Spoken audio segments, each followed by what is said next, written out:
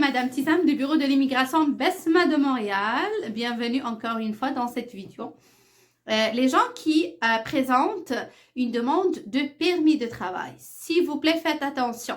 Si vous êtes un cuisinier, un chef cuisinier dans votre pays d'origine, quand vous venez au Canada, normalement, logiquement, vous devez chercher un poste comme chef cuisinier. Si vous êtes un plombier, dans votre pays d'origine, vous avez vos expériences, vous avez les diplômes en tant que plombier. Bien sûr, quand vous serez au Canada et vous êtes à la recherche d'emploi, vous devez vraiment chercher dans le même domaine. J'ai vu plutôt plusieurs personnes et j'ai vécu avec du monde aussi qui sont souvent des connaissances qui eux, ils ont un domaine différent. Par exemple, ils sont dans l'enseignement, dans leur pays d'origine. Et quand ils viennent au Canada, ils vont chercher un poste en tant que gérant d'entreprise ou gérant de restaurant, etc.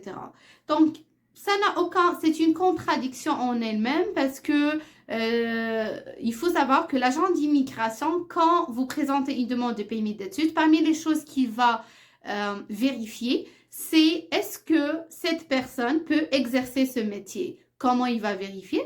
Selon votre profil, bien sûr. Parce que parmi les choses qu'on met dans le dossier, c'est le CV, c'est votre attestation de travail, c'est vos bulletins de paie, c'est plusieurs choses, c'est vos diplômes aussi. Donc, il va vérifier vos diplômes. Est-ce que vous avez une formation dans le domaine? Il va vérifier aussi, est-ce que monsieur ou madame, il a accumulé une certaine expérience?